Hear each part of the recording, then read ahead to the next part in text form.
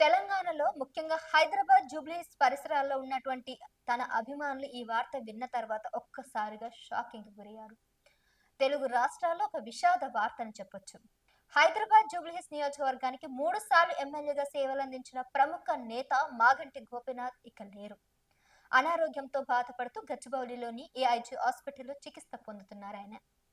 అయితే ఈ చికిత్స పొందుతున్న తరుణంలోనే హఠాత్తుగా మరణించారు. మూత్రపిండాల వైఫల్యం కారణంగా గత కొన్ని రోజులుగా ఆయన ఆరోగ్యం క్షీణిస్తూ వచ్చింది. చివరికి చికిత్స ఫలించలేకపోవడంతో మాగంటి గారి మృతి వార్తగా మారిందని చెప్పాలి.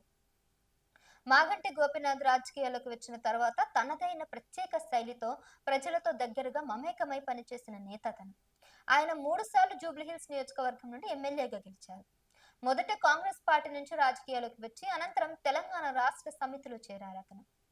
అక్కడి నుంచి బీఆర్ఎస్ హైదరాబాద్ జిల్లా అధ్యక్షుడిగా కూడా బాధ్యతలు నిర్వహించారు.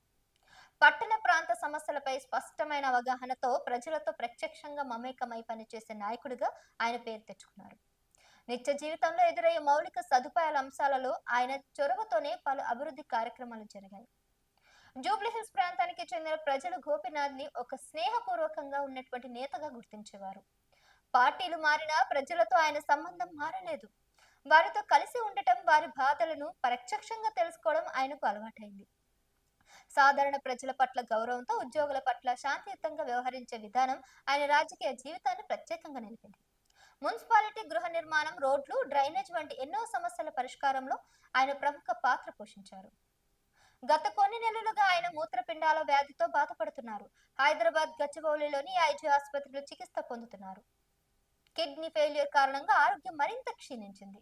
వైద్యులు మాగంటి గారిని ఇంటెన్సివ్ కేర్ యూనిట్ లో ఐసీయూలో ఉంచి అత్యవసర చికిత్స అందించినప్పటికీ ఆయన ప్రాణాలు నిలవలేకపోయాయి.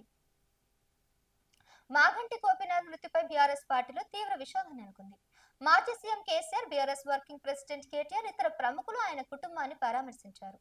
తమకు ప్రియమైన నేతను కోల్పోవడం బాధాకరమని పలువురు నేతలు ట్విట్టర్ ద్వారా స్పందించారు.